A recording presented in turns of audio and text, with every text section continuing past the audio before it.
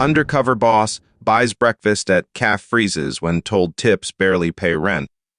12:03 p.m. In the middle of a summer noon, the air outside seemed to rise like vapor from the hot pavement of a quiet suburb in Charlotte. The trees stood still without a breeze. The sky was vividly blue but not soft on the eyes. The sunlight sharpened like a blade slicing through the large windows of an old calf named Foster's Corner Calf. It was a small branch of the Foster's coffee house chain, a brand that once helped shape community calf culture in hundreds of American towns.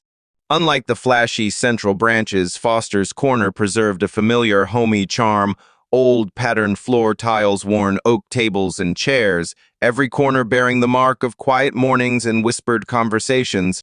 Inside, customers came and went steadily.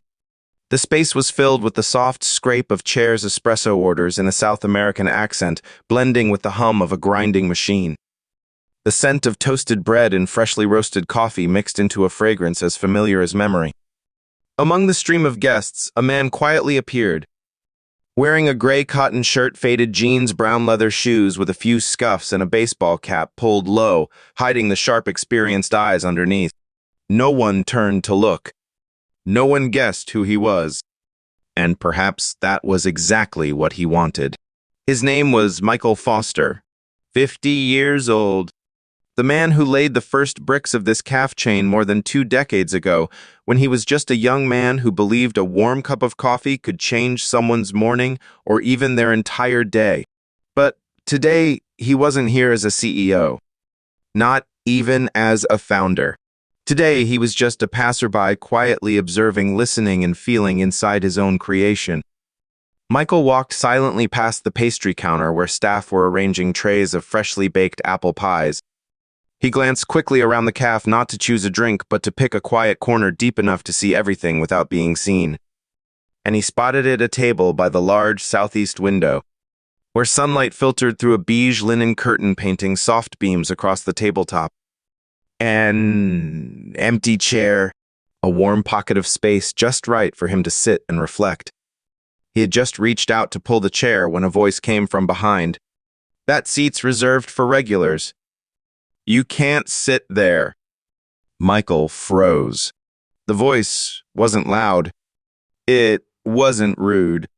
But there was something cold woven into each word, like a blade slipping into pride without drawing blood.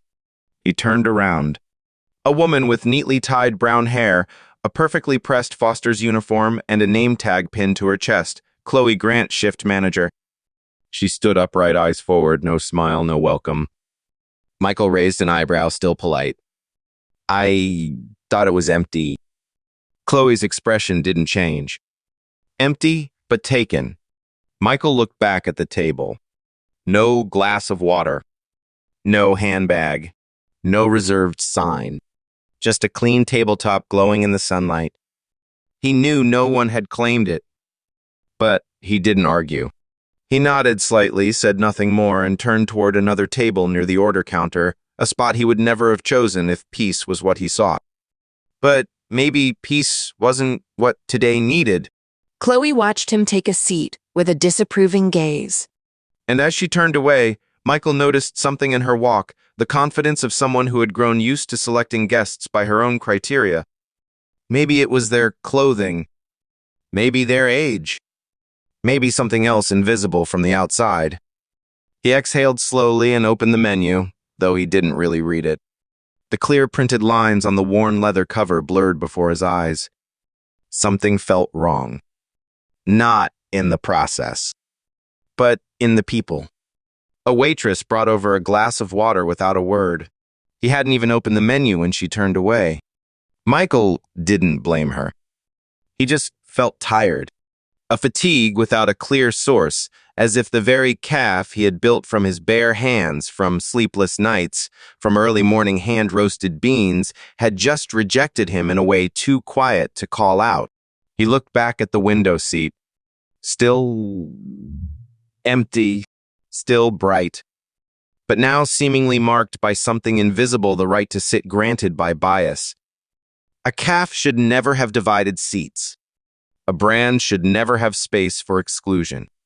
But the worst part wasn't that he had been turned away. It was this: what if the one turned away hadn't been him but a young woman, an employee, or someone anonymous? What then? Michael took a deep breath. This visit might last longer than he planned. Michael Foster pulled out a chair and sat down at the table near the pastry counter, a seat he had never chosen in all 15 years of leading the Foster's chain. This corner was right by the entrance, crowded with foot traffic, the door opening constantly and the POS machine making repetitive beeping sounds like the impatient ticking of time. But he didn't mind. He just sat there quietly like a stranger in the very space he had created. His hand gently touched the worn oak tabletop once steeped in the stories of regular patrons. A soft stroke as if to feel some lingering memory. But just a second later, the air around him seemed to freeze because of one sentence. I already made it clear. This isn't a place for someone like you.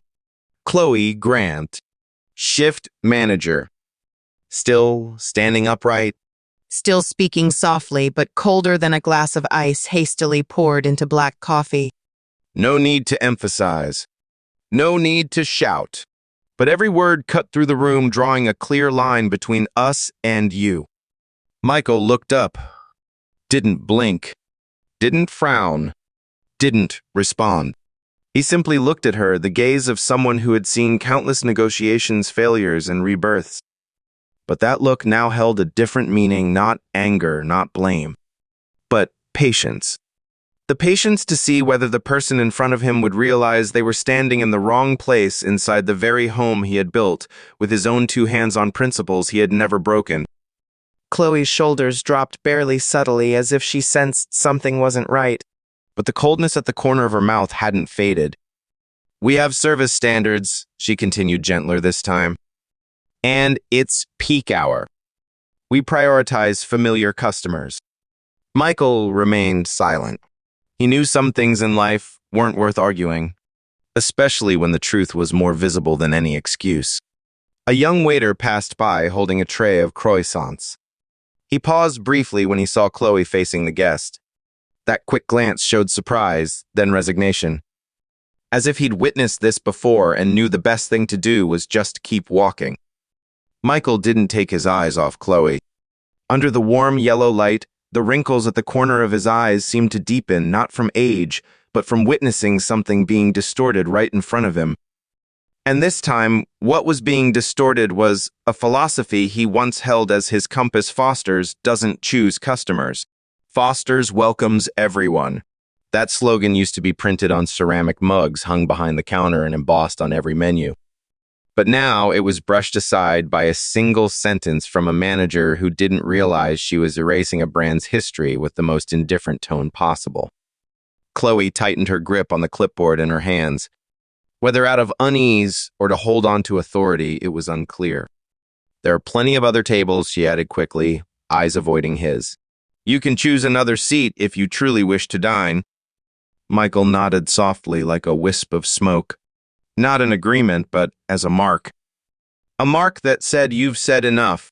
And I've seen enough. The air seemed to still. In that moment, Michael was no longer just a guest, nor a CEO. He was a mirror. A mirror reflecting the dark corners hiding beneath the soft glow of Foster's, where not everyone was equally welcomed. Maybe it was the clothes he wore. Maybe it was his unfamiliar face. But to Michael, that didn't matter, because that invisible line between regulars and unfit customers should never exist in a space built on kindness. A child entered the cafe with her mother tugging her toward the pastry counter. Her laughter touched the tense air like a ripple across a still lake. Michael watched. Children don't understand discrimination. They don't ask who's a regular or who's a stranger. They see a seat and they want to sit. Chloe turned away, saying nothing more. Michael quietly raised his water glass to his lips, not because he was thirsty, but to hide a faint smile that had just crossed his face. A smile not of mockery, but of recognition. Recognition that what he needed to do started here. A strange silence blanketed the space, like a thin mist, noticeable but not nameable. Michael remained seated posture upright, his hand resting gently on the worn wood of the table. The water glass in front of him reflected the soft golden light from the ceiling lamp, a warm glow like a reminder of the early days of Foster's when every guest was treated like family. But that moment was cut short by a harsher voice from behind the bar. "We don't serve people like you."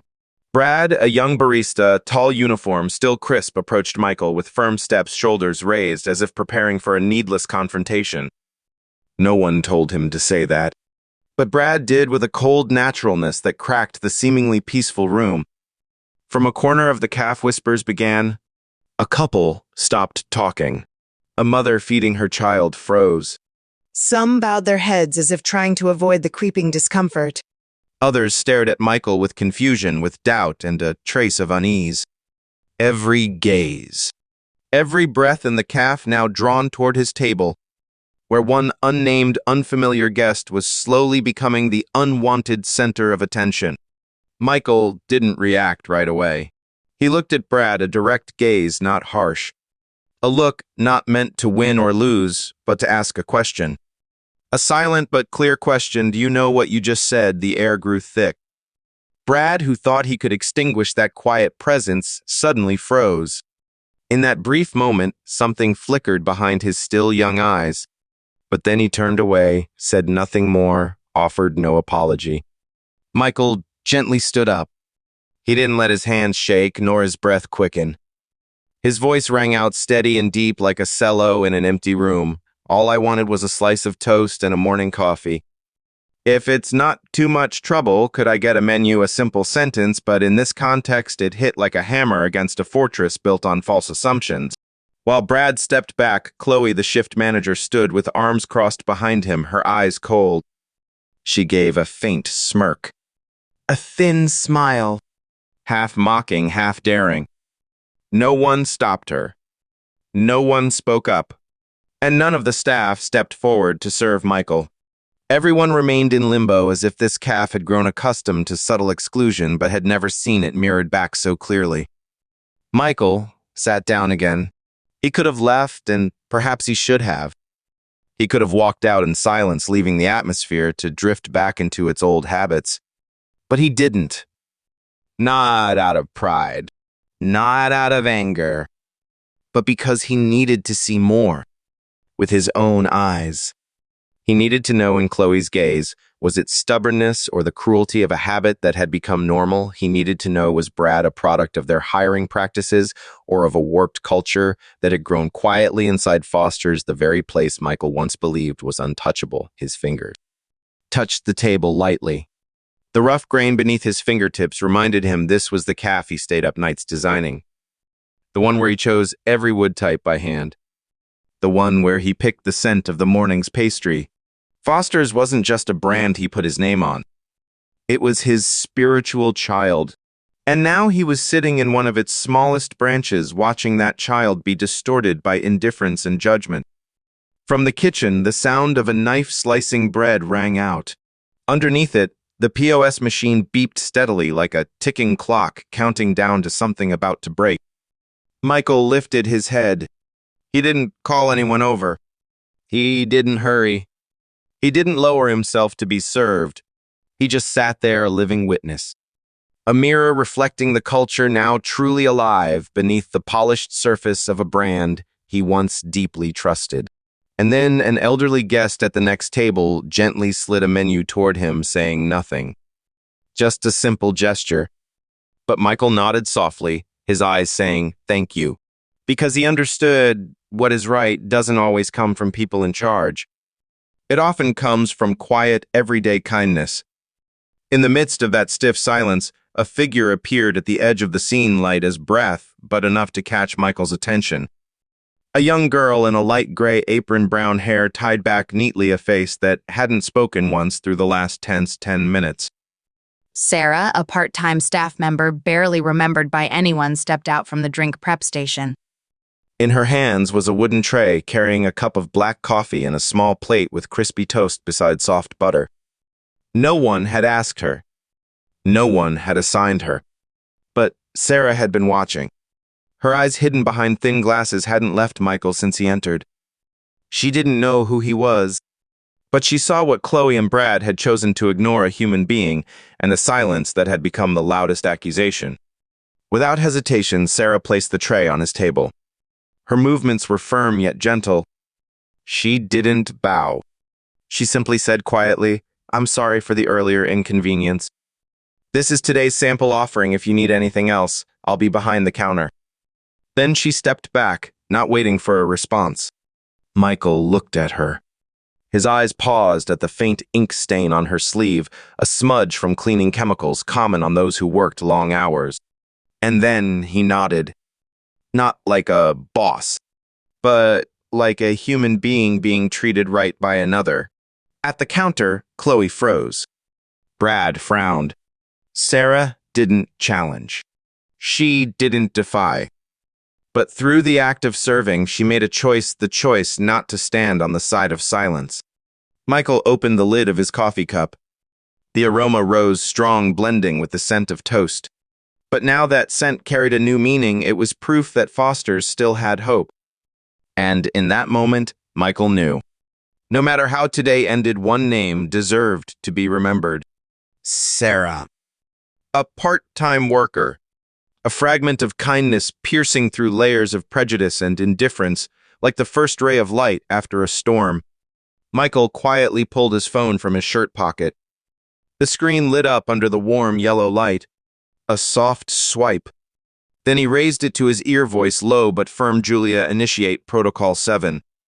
Seconds later, a woman's voice came crisply from the other end, standing by Mr. Foster. The air in the caf tilted as if its oxygen had been drained. Chloe, still standing behind the counter, froze again. Her eyes shifted, lashes twitching like against a sudden gust of wind. Michael didn't hang up right away. He calmly tucked the phone back into his pocket and walked toward the counter, each step echoing heavily against the tiled floor. When he reached her, he stopped right in front of Chloe. No anger. No theatrics. Just one human facing another in a moment where truth had no exit. His voice rang out slow, each word crisp as a metronome. "I'm Michael Foster, founder of Foster's Coffee House, and I'm standing in one of my own stores." That sentence needed no further explanation. A spoon clinked loudly against ceramic. A middle-aged customer who had been taking a photo lowered his phone. A female staff member spilled half a latte on the bar counter, but no one moved to wipe it. The space suddenly held its breath. Even the POS system, usually beeping in rhythm, fell silent, as if the system itself realized it had just played a part in something deeply wrong. Chloe stepped back, her face pale, eyes darting, looking for something to hold on to, but there was nowhere to hide. Every excuse now felt hollow. To her left, Brad slowly retreated to the far corner of the counter. His shoulders hunched as if trying to disappear. Sarah, the server who had silently brought Michael his coffee, stood still. Hands folded before her apron. She didn't raise her head, didn't step back, but a small, subtle smile appeared at the corner of her lips. Michael turned his eyes, scanning the whole caf. He didn't scold. He didn't raise his voice. But what he said next was stronger than any internal memo ever issued. This caf was built on the belief that anyone who walks through these doors deserves equal respect. And today, this very place became the source of shame. He looked back at Chloe. Not because of a table, but because of how you looked at someone as if they didn't deserve to exist. His voice no longer carried the tone of someone seeking breakfast. It now held the weight of a man who had just pulled back the curtain on the very belief system he had spent his life building. Just then, the caf door opened. A woman in a white shirt entered, name tag gleaming Julia Executive Ops, followed by two members of the HR team. No introductions were needed. Their presence alone told every staff member watching that a chapter had just closed. And the new one would have no room for pretenders. Julia said nothing. She walked to Michael and handed him a tablet with the internal management app already open. On the screen, the employee records of Foster's Corner Caf, and 3 large buttons: suspend operations, revoke management access, recall entire morning staff. Michael placed his finger on the second button. A soft beep echoed. Within seconds, the POS system behind the counter blinked red, then shut down completely. Chloe leaned toward the screen, tapping hurriedly to no effect. She turned toward Michael, her face drained of color. "Your management account has been locked," Julia announced, her voice steady as keystrokes on a keyboard. "All access to scheduling and tip distribution has been frozen." Chloe opened her mouth as if to protest, but no words came. She glanced at Brad, only to find him staring down at his shoes. No one spoke. Michael pulled a green envelope from his inner jacket pocket. On its cover, Internal Ethics, Audit, Confidential. He placed the envelope on the counter and gently pushed it toward Chloe with 2 fingers. Inside are customer complaints, internal staff notes, and footage from the security cameras. "We don't act on emotion." A ding sounded from Julia's phone. She glanced down, nodded, then turned to the HR staff behind her. "Please escort the management team off premises immediately. Leave name tags, uniforms, and key cards." Brad fumbled with his apron. Chloe stood motionless, as if turned to stone. A female HR officer approached gently and said this way, "Please. No shouting. No applause. Only silence, as if everyone were witnessing a quiet courtroom where justice didn't need a gavel to strike deeply." Michael stood there.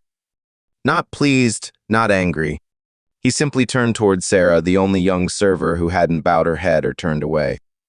"Do you still have the morning menu?" he asked softly. Sarah nodded. She stepped behind the counter, opened a drawer, and retrieved a slightly crinkled menu, its corners curled from steam. She brought it to him with both hands. She said nothing, but her eyes were already filled with gratitude. Michael glanced over the menu, then placed it on the table. He didn't need to order, because the order he came for wasn't in the kitchen. It had already been served through a quiet decision that would forever change the atmosphere of this place. Michael stood upright, both hands resting lightly on the counter as if signing an invisible declaration. No need to raise his voice. No accusations. His tone was even calm but carried undeniable weight. "Chloe Grant and the entire afternoon shift staff today are suspended immediately for serious violations of Foster's internal ethics and conduct policies." The air thickened like a silent mist spreading across the ceiling. Those who had stood tall moments ago now seemed anchored to the floor. Chloe opened her mouth, trying to say something, but only broken words came out. I just didn't know no one heard the last part. Because no one cared to. Her once proud eyes now darted around looking for an escape, but no light remained for her to stand in. The caf door opened a second time. Julia entered still and her buttoned-up white blouse name tag gleaming, holding a slim file and a tablet locked with a passcode. Behind her stood 2 emergency ops coordinators. No one asked who they were. Their presence alone was enough to silence any remaining excuses. Julia nodded slightly to Michael. No theatrics. No drama. Only clear, firm steps, built over years of leadership, not with microphones, but with action. "The interim decision has been confirmed and sent to HR systems," she announced. "The ops team is ready to take over from this point on." Brad, still behind the counter, had nothing left to lean on. He placed his apron on the table, a slow, deliberate motion, as if peeling off a mask he no longer recognized. No one pushed him, but no one asked him to stay either. Michael didn't turn to face them. He looked straight ahead at the caf space where every table and chair now bore witness to a transformation in silence. Then he said, "Just one sentence enough to close the door on the past and open a new one. This branch will close for 24 hours. Starting this afternoon, I will personally retrain the entire team. From the beginning." A light breeze from the ceiling fan passed through, carrying the scent of freshly baked bread yet to be served.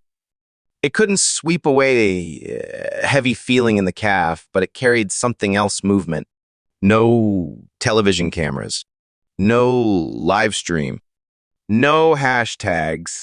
No PR posts. Only a founder clearing out misalignments, not with internal memos, but with his irreplaceable presence. An elderly guest at the corner table set down his menu, nodded quietly.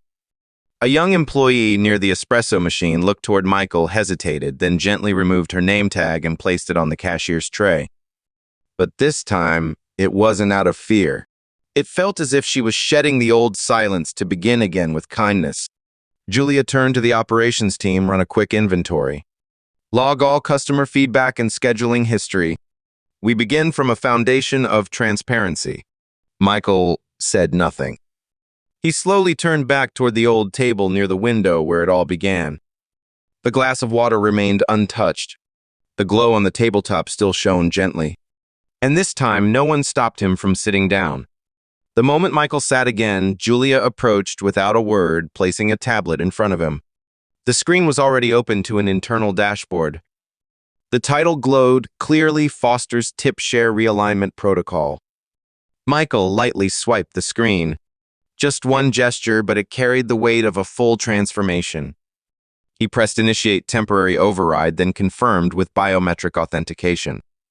Within 5 seconds, every POS terminal in the CAF beeped softly, not loud, but enough to make every remaining staff member look up. A notification appeared on the main screen: Current tip distribution system has been deactivated. Switching to real-time transparent allocation mode. Sarah, the youngest server, squinted at the message, then instinctively covered her mouth. The tip breakdown, once a taboo no one dared to question, now displayed every shift, every receipt, and the exact tip amount assigned to each server. Everyone could see it. Everyone knew. No more privileged shifts. No more unclear internal split pools. Julia tilted her head and said softly to Michael, "This is the first pilot branch. If it works, the remaining 32 locations will follow in 2 weeks." Michael didn't answer. He simply watched. The silence now wasn't the suffocating kind from fear, but the quiet before a crashing wave breaks apart old habits.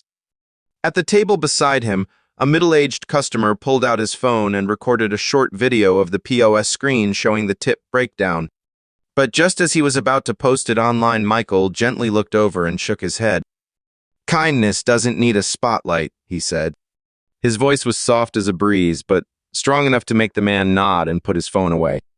At that moment, another staff member, Max, emerged from the back room, his hands still dusted with flour. Max had only ever worked cleaning shifts, never during peak hours. He approached Julia timidly. If it's allowed, I'd like to take the afternoon shift. I can start learning to make lattes from scratch. And if Mr. Foster is still here, I'd like to serve him myself." Julia smiled her first smile that entire morning. "All right. We begin again from here." No applause. No cheers. Only the soft light of midday shifting into afternoon, illuminating faces, once buried in the habit of silence, now being gently pulled back into the light. Foster's Corner Calf didn't change through a slogan. It restarted with a tap and someone willing to stay behind and face the truth. Michael stood up. He wasn't in a rush. He slowly lifted the now cool glass of water from the table and walked toward the exit. Each step felt like it carried the weight of unspoken truths. At the threshold, he stopped and turned. No one asked him to say anything, but the silence of the room, no longer avoidance but a collective readiness to listen, invited him to speak. He looked at each person, from Max, still standing by the counter with flour on his hands, to Sarah, whose eyes no longer held fear, and paused at the POS screen now displaying transparent tip data. His voice rose, not loud, not deep, but steady, like the heartbeat of a calf learning how to live again. Foster's wasn't built to become the biggest coffee chain in America, but to be the smallest place that still keeps its humanity. That first sentence dropped into the room like a quiet prayer. Michael gently touched the edge of the table by the window where the afternoon light had turned the worn wood grain golden. His hand traced the lines slowly, as if he were rereading the timeline carved into the calf itself. "Fairness," he continued, "is not a slogan hung on the wall. It's how we serve the quietest guest at the humblest table on a day no one's paying attention." Someone swallowed hard. Someone lowered their eyes. Michael wasn't preaching. He didn't need to.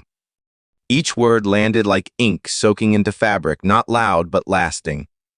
Then he nodded softly, a parting gesture to those who chose to stay to begin something kinder. And he turned, walking through the glass door. It closed behind him without a sound. But inside, just seconds later, a round of applause began.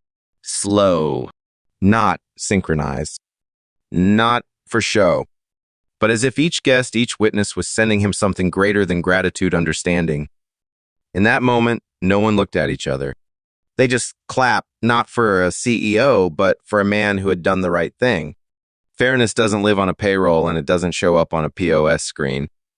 It lives in your eyes when you look at another human being and decide whether or not they deserve your respect. Power doesn't come from a title nor from the ability to fire someone. Real power comes from the willingness to right a wrong through action, not apology. A brand can be built on reputation, but it can only last on human values.